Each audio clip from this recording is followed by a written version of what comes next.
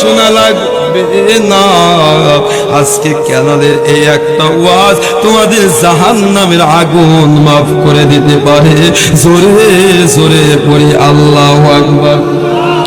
আমার নবী পাহাড়ের গুহার মধ্যে হাওমা করে কান্দে, আর ইয়া রাব্বি হাবলি উম্মতি বলে কান্দে। হযরত আবু বকর আমার নবীকে ডাক দিয়ে বলে, নবী গো, ইয়া রাসূলুল্লাহ, ইয়া হাবিবাল্লাহ, নবীজি আজকে 3 দিন ধরে আপনাকে খুঁজে পাই না। আমি আবু বকর আপনাকে খুঁজতে খুঁজতে পাগল হয়ে গেছি।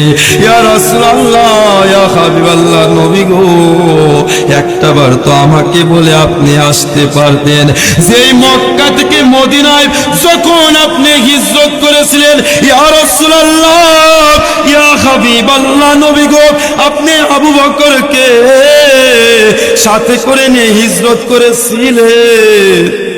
ইয়া রাসূলুল্লাহ, ইয়া হাবিবাল্লাহ, নবী, ও মায়ার নবী গো, আপনি আবু বকরকে যদি একটাবার বলতেন, আমি আবু বকরকে যদি বলে আসতেন, তাই তো আমি আবু বকর আপনার জন্য তো পাগল হইতাম না।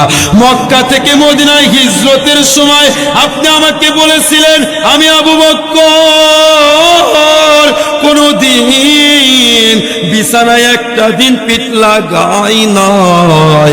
আমার নবী কখন যেন হিজরত করে, আমি আবু বকরকে ডাক দিবে, আর আমি আবু বকরকে ডাক দেওয়ার কারণে মক্কার কাফিররা জাগ্রত হয়ে আমার নবীর গায়ে আঘাত করবে। আমি আবু বকর সহ্য করতে পারবো না। আমি কোনোদিন এই ঘুমের জন্য একটা দিন আমি আবু বকর চক্ষু দুইটা বন্ধ করি নাই। এরপর যেই গর্তের মধ্যে আমি পা দিয়ে রেখেছিলাম, আমাকে সাপ আমার পায়ে বারবার দংশন করেছিল। আমি আবু বকর পা সরাইছিলাম না।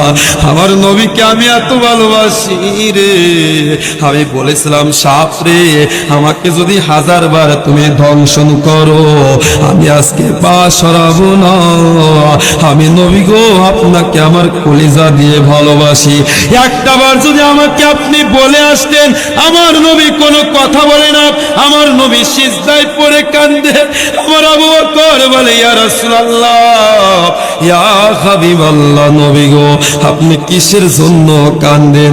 ইয়া রাসূলুল্লাহ, আপনি কাঁদবেন না।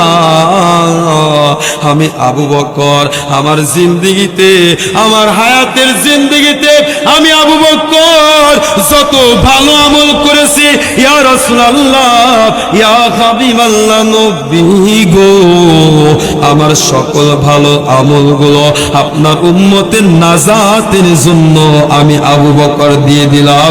জোরে জোরে পড়ি আল্লাহু আকবার। ইয়া রাসূলুল্লাহ, ইয়া হাবিবাল্লাহ, কলিজার নবী, আপনি মাথা উঠান। আমি আবু বকর আর সহ্য করতে পারি না। আমার নবী সিজদা থেকে মাথা উঠায় না। আমার নবীর মুখে শুধু একটাই রব, ইয়া রব্বি হাবলি উম্মতি।